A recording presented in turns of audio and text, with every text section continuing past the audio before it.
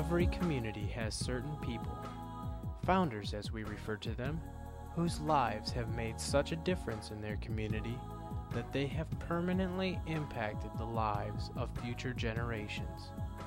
Often, we only hear the names of these people.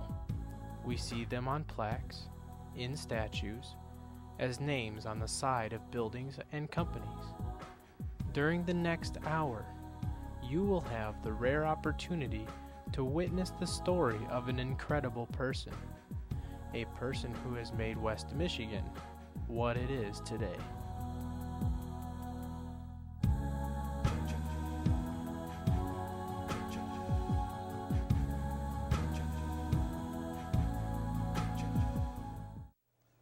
Welcome to West Michigan Biography.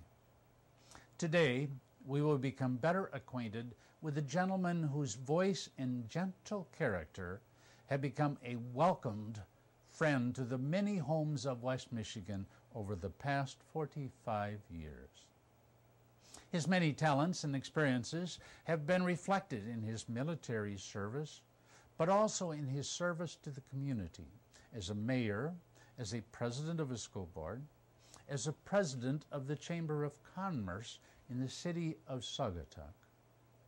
Although author is listed as one of his achievements, he is best known as the host of the open forum radio show, Talk of the Town. Politicians, organization leaders, and guests of the Holland area rarely miss the opportunity to be on his program. But it is the local residents who invite him in each morning to faithfully listen to and participate. Some say he should be named a national treasure. Others just enjoy his wealth of knowledge and companionship. He says that if you enjoy what you're doing, you never really work a day in your life. We hope you will learn from and be inspired by this founder and voice of West Michigan, Mr. Julius Van Os, affectionately known as Juke. And now, from the house that Juke built, stay tuned for a special broadcast of Talk of the Town, the 50th anniversary celebration of Juke Van Os with WHTC. Jack Armstrong, the all-American boy. Wave the flag for Hudson High, boys. Show them how we stand. Every shot team be champions, known throughout the land. I was born in Fillmore Township, December 9, 1923. And I was born on the farm owned by John Skierman. My parents had moved in there to be with my mother's aunt, who was ill with cancer. And while they were there, I was born. And at that time, my father was working at Holland Furnace Company as a draftsman. And he worked there for a little while as a draftsman, and then things got a little slack, so he was put into the tin shop. He felt that that was a little beneath him. He wanted to stay in the white-collar department, so he quit. And my early years, shortly after the aunt died, we moved to a house on 40th Street, which I call the anchor home, because we lived there for many years, and where I grew up pretty much. But a short time after we moved there, my dad had an opportunity at a job of managing a farm for Daniel Duffin, and this was on Lugers Road, about a half a mile from where we were living, and right near what is now Lakeview School. So I was going to my school years there shortly, and we moved over there in 1929 and lived there for 3 years. The Duffins had bought the place to get their son out of Chicago, get him into the poultry business, and he was staying with us. Unfortunately, he was killed one night on a trip to Saugatuck in a convertible. He rolled over and he was killed. So that made the parents lose interest in the farm. So my dad was out of a job. They sold the farm and we moved back to the Anchor home on 40th Street. Then my dad worked at various jobs. We were in the 30s. Times were tough. People were making 15, 20 cents an hour. And my dad worked that way until 1939 when he took another job managing a farm. This was in Dowagiac, 60 miles from Holland. Well, I had gone through Lakeview School, graduated from there in 1937, started high school, Holland High School, and the move meant that I had to get out of Holland High School after almost 2 years, and I finished high school in Dowagiac, and that's where we wound up at that time. In Dowagiac, again, my dad was managing a farm which started out with 60 acres, became 120 acres. The man who owned the farm, which was from Chicago, his name was E.G. Swanson, said, well, we're going to have some Sunday work. Since the farm was much bigger, required more work. And my dad said, well, I don't think so. And that ended that job. Briefly, my dad took a job with the Premier Furnace Company in Dowagiac. And I, meanwhile, got out of high school. I was 17 years of age. Couldn't easily find a job at 17, since I was looking to work in a factory or something like that. So we just I kind of floundered around for a little bit there. Then a friend of mine who had gone to high school with was at the NYA school, that's National Youth Administration, in Rockford, Illinois. And he said, well, why don't you come over here and learn a trade? And I thought, that sounded pretty good. So I traveled to Rockford, Illinois, and went into the machine shop. Unfortunately, the machine shop had about 6 machines and about 12 students. So we didn't get to go on a machine. And I transferred to the tin shop, where I learned some sheet metal work. And during that time, the NYA was a place where you, a little like the CCCs, in fact, a lot of the guys from CCCs went to NYA afterward. They were there, and you made $12 a month, and you got your room and board. But if you were absent from work for a day, unexcused, you lost $1, which inspired you to go to work every day or to school every day. And then it was time for me to come back to Dowagiac, I think, and at that point, a lot of family changes came about. I had one job while I was in NYA school. I had a job for a week at something called the Architectural Ironworks.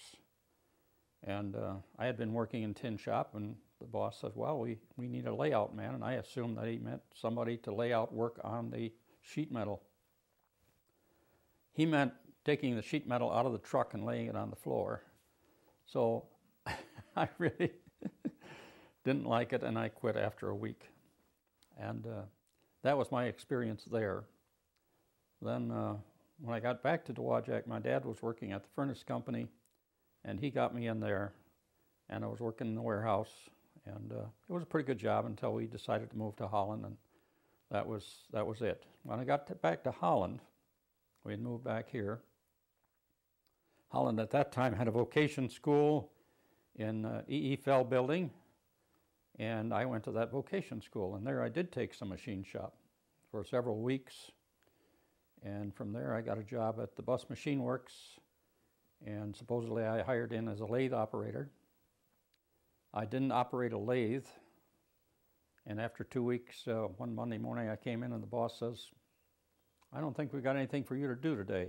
Says, does that mean I'm fired? He says, yes. So I left there and I went over to Dunn Manufacturing Company over on 24th Street. And Dunn hired me in, and they did give me a job operating a lathe.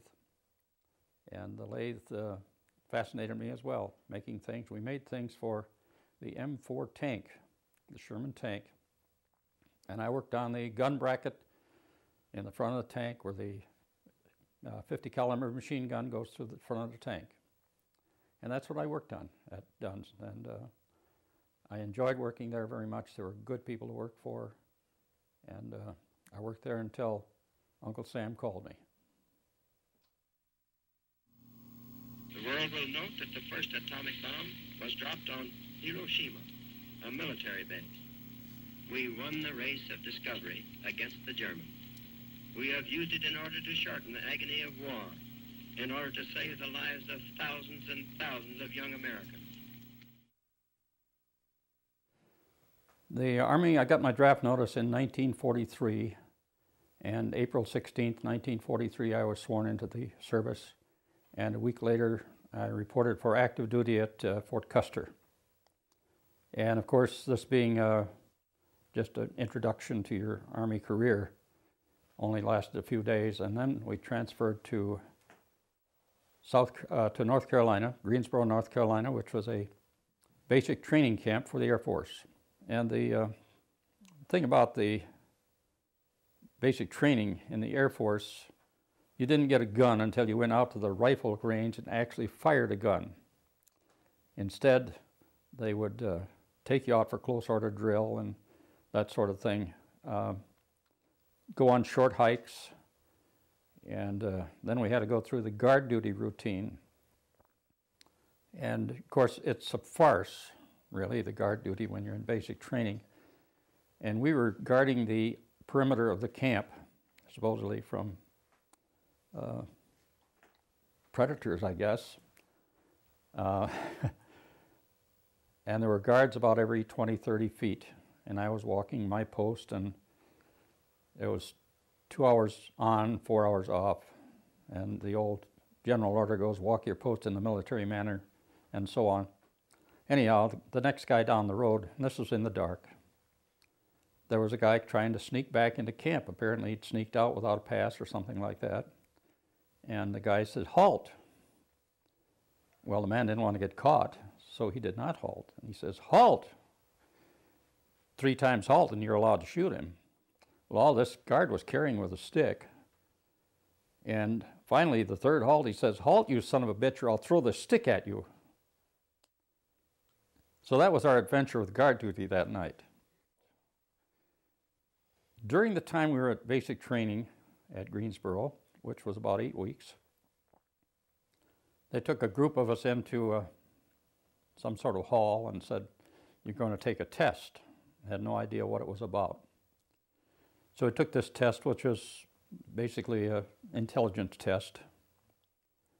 And then they told us at the end that it was for the ASTP, which was the Army Specialized Training Program.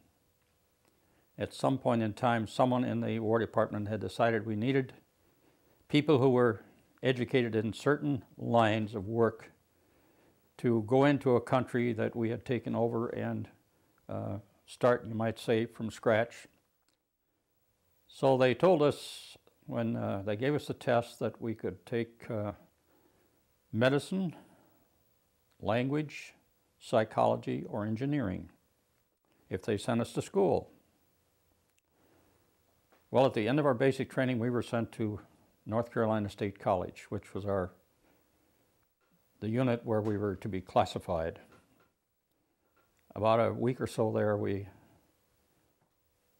were told that all that was open anymore was engineering. So if we wanted to be into engineering, fine, otherwise we could go back to our unit. I thought engineering was better than nothing, and if you're going to send me to college, fine. So I said, okay, I'll take engineering. Well, we were shipped from there to the University of Illinois at Champaign, Illinois. And we were there for a total of about 7 months. And the first term was 4 months long. At the end of the first term, some guys at Illinois were lucky enough to be transferred to Hope College in Holland in an ASTP unit they had started here. That did not happen to me. But anyhow, we took the first year of engineering, and it was a real pressure course. It was physics, math, engineering, English, history, everything, plus military and phys ed. When we were in the beginning of the second term, that would be about 5.5 months into our college, we were standing in the chow line one morning, and there was this article in the Chicago Tribune, AST program to be abandoned. Well, that was a shock. Here we were, thought we were on our way to a good career in the Army, and the whole thing was being thrown out. So a lot of us just say, well, who needs to study anymore? We just stayed till the end of the term, and they said goodbye. But I did get a few college credits while I was there anyhow. From the University of Illinois, they said, well, you're going back to the Air Force. Okay, so they shipped me to Jefferson Barracks, Missouri, where again we had to take a mini basic, which included a 25-mile hike, rifle range, all that sort of thing. But they never issued a rifle to get to us again. Didn't trust us with one yet at that time, I guess. We got to the end of that, and then we were to be sent someplace where we'd be permanently stationed. I was shipped to Barksdale Field, Louisiana, which we called a REPL depot, a replacement depot. I was there for a couple of weeks. From there, they said, well, we're going to ship you to Lake Charles, Louisiana. Okay. Got to Lake Charles, Louisiana, which is further south than Barksdale, right near the coast. And Lake Charles was a place where air crews got together to fly B-26s. This is where the air crews got together and practiced together before their trip overseas. And I enjoyed being near airplanes. I liked the sound of airplanes in the morning. And then I went on to Tech Supply, which is where they check out the tools to the flight crews and the parachutes and that sort of thing. And that was great. I really liked that. And even met some guys from Holland there who were working on the line. The job went along fine for a while, and this was in the summer of 1944. I always, for some reason or other, managed to go south in the summer and north in the winter. See, my first summer I was south, Carolina, then I went to Illinois in the winter, then south again in the summer. Well, when fall came, they thought, we can't keep him here, winter's coming. They said, we're going to send you to radio school in Sioux Falls, South Dakota. What better place to spend a winter? So I went to radio school, and I took 13 weeks out of the 18-week course, learning code, learning to be a radio mechanic, that sort of thing. And then the Battle of the Bulge was taking place in December of 1944. And suddenly they needed a lot of people in the infantry. And they cranked their finger up to me and said, we want you to transfer to the infantry. They didn't say it like I had a choice. So, down to Camp Livingston, Louisiana. 6 weeks of basic in the infantry, including the various. Then they gave me a gun, a real gun, an M1 rifle. That was my first time I had a gun in a basic training. And we took hikes. We learned to read the compass, maps, that sort of thing, and went through the infiltration course where they fire machine guns over your head. And at the end of that, they said, well, you're done with basic training and you're ready to go into combat. So we're going to ship you to Fort Meade, Maryland. So they gave me a delay en route, so I got to go home. And I went on to Fort Meade, Maryland. And I was there for about 4 or 5 days, and the war ended in Europe. Well, there we were with clothing for Europe and everything, so they change our clothing, and send us all the way across the country to Camp Stoneman, California, where we got on the boat, and they transported us down through to Hawaii, and then down to the Philippine Islands on a 30-day cruise in combat zone. And they took us to a replacement depot there near Manila, just north of the city. They gave me a chance to see some of the destruction that had been taking place in the Philippine Islands. Got to talk to some of the Philippine people who were very badly treated by the Japanese who'd been occupying them. And of course we know the Americans had been terribly treated on the Bataan Death March. And they even pointed out some of the camps to us that Americans had been kept captive in. There we were assigned to a unit, and I was assigned to F Company, 63rd Infantry, 6th Division, and they hauled us up to where our company was in the rear area, and we were just ahead of the artillery. And up the hill behind us, the artillery was encamped, and they were shooting over our heads to hit the enemy. And so I got up to where my company was, which was just a kind of a hill, and the first sergeant said, welcomed me in, says, find a hole any place you can. Well, this was pretty rocky, so I just kind of found a hole where I could get the bottom part of me as low as possible. We stayed around there for a little while. And the Japanese at that time had no more aircraft. About all they had was mortars. And we, of course, had everything on our side. The company went on up. We moved on up a little ways, and then the company was relieved, got back to a rear area, said, well, while we're back here, we have to train to land in Japan. And we were going to land on Honshu Island if the Japanese had not given up.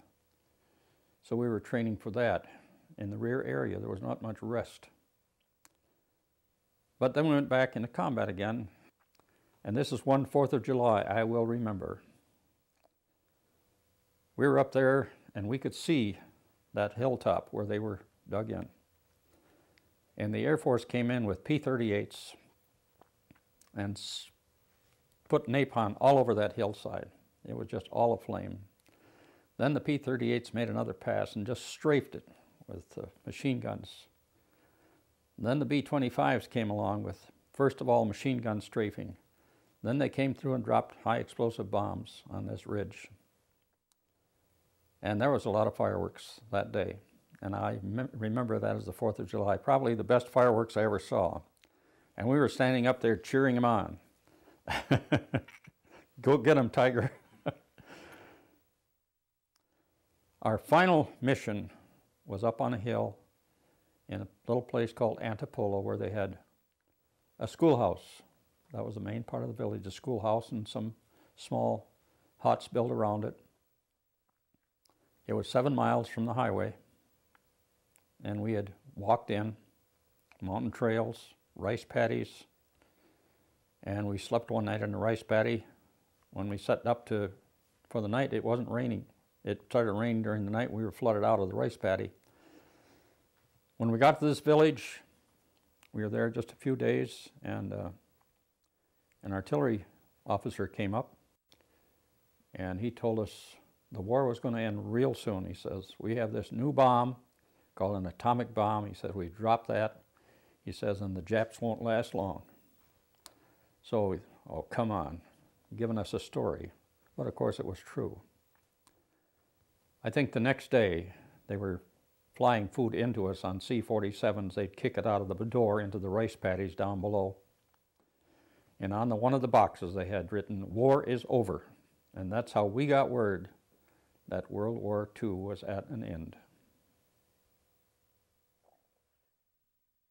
This morning, and Juke, you have a very special guest on the phone line this morning, your grandson Brent. Good morning, Brent. Good morning. Good morning, Brent. How you doing, Grandpa? Pretty good. You too? Yeah, I just wanted to call and congratulate you. I saw you on the news last night. And Thank you. boy, was that exciting. Have a big celebrity like you in the family. Well, I'm pretty proud of you, too. After I got home, I had been writing to a girl, and I had met her once when I was on furlough. And of course, the furlough was very short, so I didn't get to know her very well. When I got home, she was ready to get married, and I really wasn't ready to get married, but we did get married. And as they say, married in haste, repent in leisure. But we did get married, and we were married for 3 years. And at that time, I did work up in Grand Haven at the Evans Products Company. And then we moved back to Holland. I worked briefly at Weller Nursery. Well, that was about 3 years I worked at Weller Nurseries, and then we got a divorce. But we had a son during that time, a son named Brian. And then we divorced in 1949 after 3 years.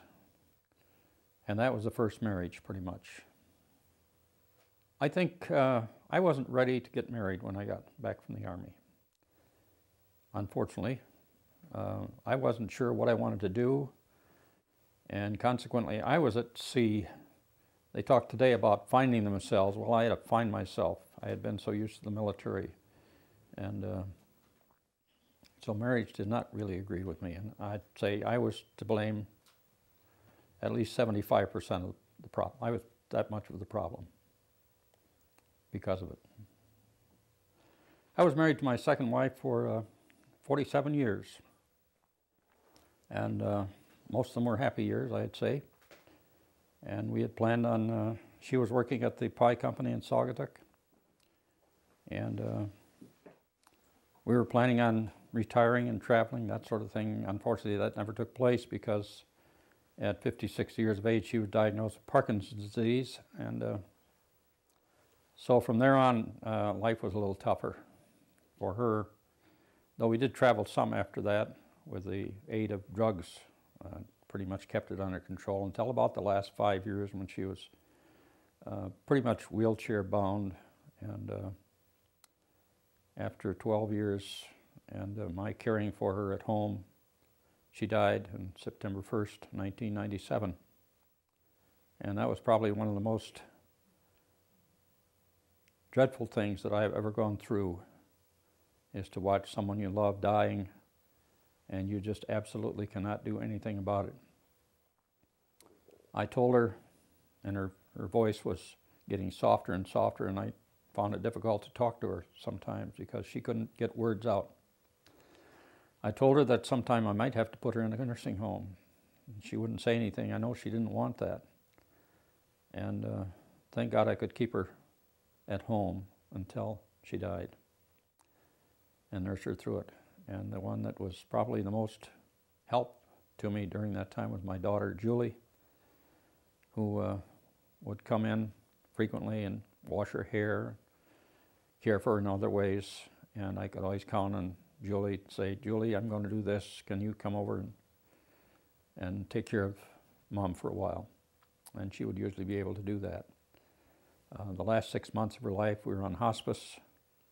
And then, of course, I had a lot of help with hospice, a great organization, terrific organization.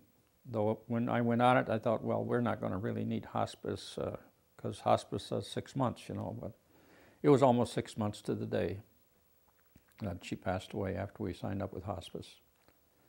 And that was quite a frightening experience for me, to lose someone like that. You just feel like half of your heart is torn out. And it takes you a long time to get over it. Not sure you ever do.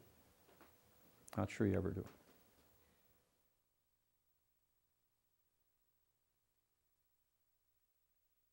Shortly after I lost my wife, in November following that, I took a trip to Arizona to see some relatives down there in Prescott. And on the way down to Arizona, I said to myself, I'm going to buy a computer, because that has to take up some of my time, learn something new. And so I got back from my trip, and I did. Went down and bought a computer. Got into email, started emailing friends, and I've enjoyed the computer ever since. It was a learning process, and sometimes a very frustrating learning process. And computers are still frustrating, but it's a learning process. And it was a good thing I did, because the radio station changed over to computer programming, and consequently I had some insight as to what they were doing and how it was going to work. After I was into online, you might say, with a computer, I remembered I had a son. I knew all the time I had a son, but my first wife's husband had adopted him, and I knew that his name was Hooker, Brian Hooker. So I thought, well, I'll go on search for him sometime. So I put his name in, Brian Hooker, went on search, and I received back a list of about 11 names, 11 Brian Hookers, different locations all around the country. Well, I'm going to keep them and write to every one of them. Maybe I'll find him. Well, a couple days later, I was playing around with the computer, and I thought, I haven't put my name in, I'll put my name on search. So I put Van Oss in, and I got a return that included Van Oss metal sculpture. So I clicked on that, and that address was the same as one of the addresses I had gotten the day before, a couple days before, on Brian Hooker. I said, bingo, I found him. I wrote him a letter. He wrote me right back right away. I went out to see him shortly after that. Been out to see him a couple more times. We have a good relationship. We call back and forth, write back and forth. He was in Hesperia, California at that time. He has since moved to Kingman, Arizona. And we've had a real good relationship after 45 years of not seeing him. So it was rather interesting to be able to find him again. It was like a miracle. I have 3 other children. I have one child is Blair. He has been working for the city of Saugatuck for over 30 years. Jim works is an artist. He went to Kendall. He took up artwork and worked at the Sentinel. Now he's working at the Flashes in Allegan. Julie chose to, my daughter Julie chose to get married and pretty much spends time with her family. And I was fortunate she was available when her mother was ill. Well, they're all in this area, all live up in the New Richmond area, so I can go visit them quickly in a few hours. And that's real kind of nice. Sometimes I go up there on a Sunday morning and visit with them, visit all of them. I have 4 grandchildren. They're all, the youngest grandchild is 18, and 2 of my grandchildren work for the Kalamazoo Lake Water and Sewer Department, 2 grandsons, and one granddaughter works at Holland Hospital, and another granddaughter is going to school. I have 4 great-grandchildren also, and they're not working yet. My wife and I, my wife Janet and I had moved to Leisure Estates in 1984 from Saugatuck. Since the pie company went belly up, we decided her job would be in Holland. She went to work for the Center for Women in Transition. And rather than drive 2 cars back and forth every day, I said, we might as well go live in the Holland area. So we moved from Saugatuck to Holland in 1984 into Leisure Estates. And she continued to work at the Center for Women in Transition until she could no longer work. She had to quit because of the Parkinson's disease. But after she died, I had a neighbor in Leisure Estates, Norma, and I would occasionally ride my bike by and say, hi Norma, how are you, and that sort of thing. And And then after my wife had passed away, I saw Norm at the mailbox one day, and I said, how about going out to lunch sometime? Which we did. And had more lunches, and after a while, I said, well, what do you think about getting married? She said, well, she was living in a mobile home too, about 120 steps away from mine. She says, if someone came to my door and said, we want to buy your mobile home, I'd look upon that as a sign from heaven that it was meant to be. It just about happened that way. And so, as a result of that, we got married in the spring of 1999. And we lived there for about another year, and then we moved into Central Village condominiums, which is about a mile away from where I was born. 71 degrees in Holland. Juke Van Oss is radio in Holland 50 years ago. Van Oss started a career on 1450 WHTC, and it has lasted now on into the new millennium. He's the host of the show Talk of the Town, heard every weekday morning here on Holland's hometown station. This morning, Juke is the guest. What interested me about the radio business was I was listening to a man in Chicago named Paul Gibson who did a talk show in the morning, and he just sounded so relaxed. He'd talk you right into a commercial. You were listening to it before you knew you were listening to a commercial. I thought, boy, I'd like to do a job like that. And here I am doing it. And it's fascinated me ever since. And the other jobs, well, I just couldn't compare. This was what I wanted to do. This was talking to people. And the fact that people listen makes it even more enjoyable. When I was working at the nursery, I was in the office, and I was a nice job. I enjoyed the job. It didn't pay much, but it was a nice white-collar job. I didn't get my hands too dirty, and I kind of enjoyed it, working with flowers, and still do, for that matter. I couldn't see a lot of future there because it was a family-owned business. And so I started taking a radio course at that time. I guess it was hearkening back to the first radio and then my radio experience in the service. And took a correspondence course in radio. And I continued to take that course. It takes a little time to get through a correspondence course until I was into my second marriage. And at that point, there was a point in the radio course where they said, you're ready to go for this second-class examination at the Federal Communications Commission, which I did.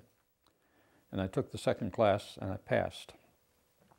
Meanwhile, I had married to my second wife, Janet. And actually, the radio thing started with a radio course they offered in Holland for amateur radio operators. And Chuck Rich did that. And I took that, and I got my amateur radio license. But then I got that, and I thought, well, I might as well be doing this commercially. And that got me interested in a commercial license. Well, one day I saw this ad in the paper where WHTC needed a first-class engineer. I didn't have a first-class license, but I thought, well, I'll go see him anyhow. I did, and the manager was Sandy Meek at that time. Said to me, well, how soon can you get a first-class license? I said, well, I don't know. He said, well, we'll get you a book of study answers and questions. Okay. I crammed for a week and went to Chicago, and Sandy had called ahead, told him I was coming. I crammed for a week. My wife asked me questions all the way to Chicago. We took the examination one morning, and the man from the FCC says, why don't you come back about 2 o'clock this afternoon, we'll tell you how you did. Okay. I came back at 2 o'clock, and he handed me a license. Drove back to Holland, went over to the manager's house and said, "I've got my license." He said, "When can you go to work?" I said, "Well, I should give my present employer a fair warning that I'm going to quit," which I did. But I worked at Weller's during the morning, and during the evening I worked at WHTC, and that's how I started in. And that was my first job in radio, and still the same job. Today, still there. That was 1951. Well, in your engineering, you're there the first one in the morning. Usually you turn the transmitter on, all that sort of thing, get the logs ready and what have you. And the announcer should be coming in at 6 o'clock at that time, and he should be ready to go on the air at 6 sharp. And you put him on the air, and one morning the announcer was not there on time. I said, "Well, what am I going to do? Am I going to start reading the news and announce, or what'll I do?" And I said, "Well, go with it." So I did. I started announcing. And it wasn't too long after that that announcer quit. And so I said, "If you want me to do the first hour in the morning combo, both announcing and engineering, I'll do it." So they agreed to that. After all, save them money. So that's how I started announcing. When the announcer was late, I went to work. And then I gradually got into more and more announcing, so and less in the technical end of it. And that's how it came about. And I didn't know I was ever going to be an announcer when I started. And I always say, you know, if my speech teacher could see me and the job I'm doing today, she would just say, "I can't believe it." Because when I was in speech class, I certainly was never cut out to be a public speaker of any kind.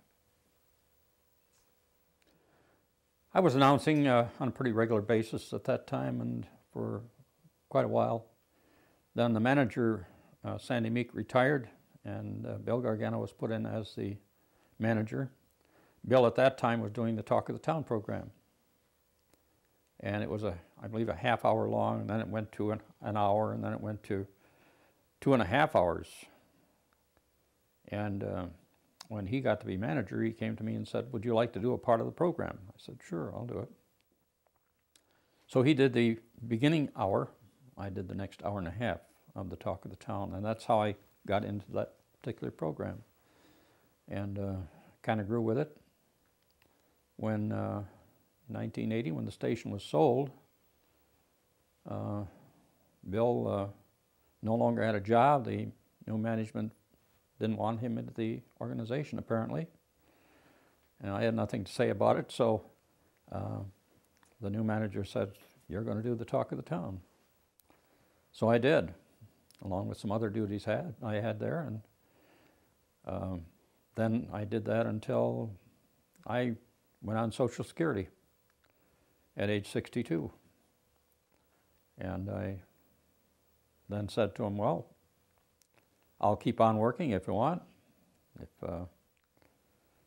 the pay is right." And I said, "Here's how much Social Security will allow me to earn."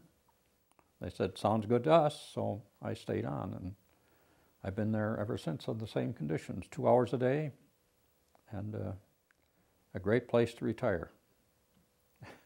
Great place to retire. And, well, I'm not really retired yet. Someday I may, I don't know. I'm not old enough yet. Or maybe too old. Talk of the Town is a program that is popular, I think, because we give people an opportunity to speak their piece. It's kind of like a back fence. People speaking over the back fence to each other and to other people. Maybe they don't see the people, but they still are talking to them.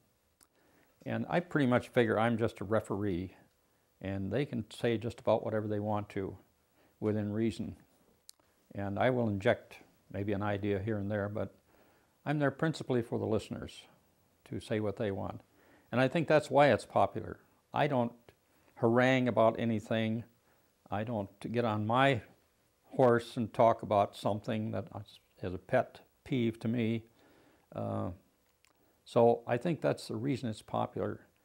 And despite what radio is going to in many things today, we have satellite radio and all that sort of thing, and many stations are changing formats every few months in order to get a little higher in the book. And Talk of the Town is there because it's local and it's instantaneous. We did try delaying the program for a short time. Didn't work very good because people didn't turn their radio down, so they were hearing their echo. And so we just gave it up. Most of the people respect that. Most of the people are aware of that, and though we've had a few little incidents where kids would call in and try to shock people. But people are very sympathetic with that as far as I'm concerned, and it just didn't work. So it works best the way it is. We're instantaneous, we're extemporaneous, and we can talk about most anything. When I'm on the program, I have a couple of files that I have handy, card files, and some of the things I just have on notes. And I have this pile of paper at my right hand that I can reach for, and some of them I have on notes. But if I can't find them, the girls can help me find it sometimes. If I need a phone number and I don't have it at hand, maybe they have it, and they'll run it into me. I have two stalwarts that are part of my work family. I have Patty Vandenberg and Marjorie Borman, who have both worked with me for 25 years. So the combined radio experience, the three of us, over 100 years of radio experience. I'm Patty Vandenberg, and I'm the office manager here at WHTC. And I've worked with Juke. I've been here at the radio station for 25 years. And Juke is just a great joy to work with. He's taught me an awful lot. He's been a great inspiration. In fact, I refer to Juke as our Rock of Gibraltar here at the radio station. He's just a great person. I'm Marjorie Borman, and I'm the Continuity Director here at WHTC. He's a legend in radio, not just here in Holland, but across the state. I think Juke more or less means just the foundation of this community. He's been here for so long, he's seen so much. He was mayor of Saugatuck at one time, and just he's so part of this community. Anywhere I go, everywhere I go, when I talk about where I work, WHTC, right away they talk about Juke, and he's just so part of the community. I have a hard time putting it into words, which is hard for me. Wherever I go to speak, everyone wants to hear the Poodlebred story, which I've now become noted for, I guess. The Poodlebred story happened one morning when a lady called in, and as I said, we're all things to all people, so she wanted to know where she could get her pet poodle bred, looking for mail service for her pet poodle. And so, it's okay, so I probably took down her number, I don't recall. But it was just a few minutes later where some lady apparently wasn't listening altogether, and she said, "Would you give me the recipe for that poodle bread?" And that was a laugh for many a year, and still is to people when I tell it they haven't heard it before. And consequently, when I did eventually put out a cookbook, I called it Poodle Bread and Other Interesting Recipes, because that was the story, and we tell the story in the book as well. A couple of other things that took place on the program, as I recall. One lady called in one morning, and there had been a recipe called for tepid water, and she wanted to know where she could buy that. And I explained to her that it was a matter of temperature, not availability. And we also have incidents where kids will call in, and then they will call in repeatedly, and not so much anymore, but at one time they'd really grind you down. And I recall one day I flipped off the mic switch, and I stayed on the phone, and I said, "Get off the line or I'll come over there and strangle you." He heard it. Nobody on the air heard it. So I don't know if... I guess that's kind of a cute story. That happens occasionally, and these little kids can really get to you. But I understand that at one time a famous local TV announcer called me too and got on my nerves, but I won't mention what his name is. Just that his first name is Tom, I believe. But it's an enjoyable program. I enjoy every morning because it's different. I meet new people, whether as guests or on the air, and that's what still makes it of interest to me. I talk to all the politicians that we have. I think I'm on a first-name basis with most of them. And when I call and say, hey, this is Juke calling, they know who I am. And I don't ever harangue them about any project that I have or anything. I don't do that. If I have something like that, I write them a letter. And that's what the program continues to be, that extemporaneous, local, and people love it. When I get a call, and if the caller is questionable or sometimes the caller has an agenda, and I'll listen, and I usually don't have to say much. I usually say, well, let's see what other folks have to say about that. That's my answer. Because other folks will put them down if they don't like what they said, or they'll get on the same side of the fence with them. But I don't really say much of anything. I'm the referee, and it's their show, and they can do whatever they want to with it. Listening to him as the interviewer and dealing with some of the questions that we get on air, because we're live. When he does WHTC, a lot of people forget that, but Juke is on air live, and he does have a lot of patience in dealing with people. I think it's great that we can maintain our listenership. A lot of people tell me, no matter where I am, I always have Talk of the Town on. A man came to me not too long ago and said, I go out to my shop in the morning, out in the garage, he's retired, turn on the radio so I can listen to you. Or he says, in our house, if you come on, all's got to be quiet. We've got to listen to this. And so we have a pretty good group of listeners, and they're all ages. I've had a young lady with 2 children came up to me in the grocery store. One time she says, aren't you Juke? And I said, yes, I am. So I listen to you every day. Probably in her early 20s. And it always kind of surprises me because some people say, well, it's just those old people listen to you. But younger people listen as well. And they listen to it because I kind of have the pulse of the community on Talk of the Town. We've tried to stay with it, and I think we've kept pretty much on top of keeping people informed over the years. Well, truly, that's been the remarkable service that this station has provided, to keep people informed in tough times, in emergency times, in the good times, and also provided a forum for this community to talk together and to share. I came to think it's important to get involved in the community you live in. And when I lived in the Saugatuck area, I lived on a farm out near the Red Barn, and we were in the Saugatuck School District. And I had written a letter to the superintendent about using the wrong radio station for his winter snow warnings, and so he called me up and he says, why don't you run for the school board? So I did. The next election I ran for the school board, and I got on the school board in Saugatuck. And as a result of that, I did serve for about 9.5 years on the school board. Meanwhile, I moved into the village of Saugatuck, and someone says, why don't you run for the village council?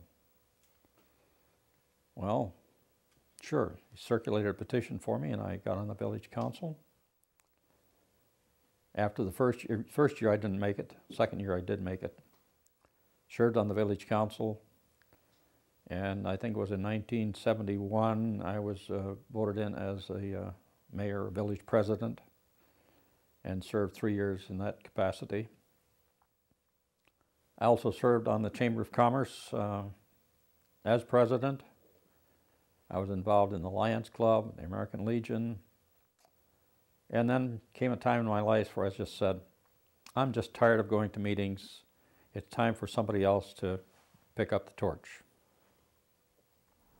Well, I recall when Juke was president of the village of Saugatuck was going through a lot of difficult, challenging times. The pressures were beginning to come. In fact, I remember the editor of the local commercial record writing an editorial saying, we should be making decisions now about sewer and water, those kinds of things that are really important, infrastructure issues that are important to a potentially growing community. And the editor's voice was, we should be thinking about those things now before the pressures are literally coming inside the door.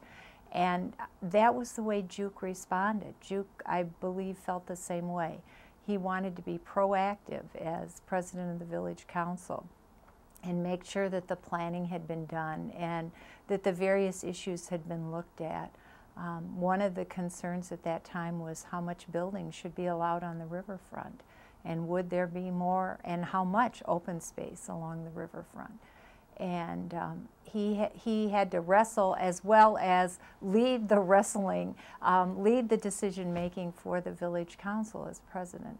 And I thought he did a good job. He worked very hard. He tried to be inclusive. He always listened to everyone. I don't ever remember, and I attended the village council meeting occasionally. I don't ever remember him shutting anyone down or making them feel that their opinion wasn't welcomed by everyone there. I always said it, you should get involved, because I hear a lot of people who are unhappy with their community. They carp about what the city council is doing or what the school board is doing.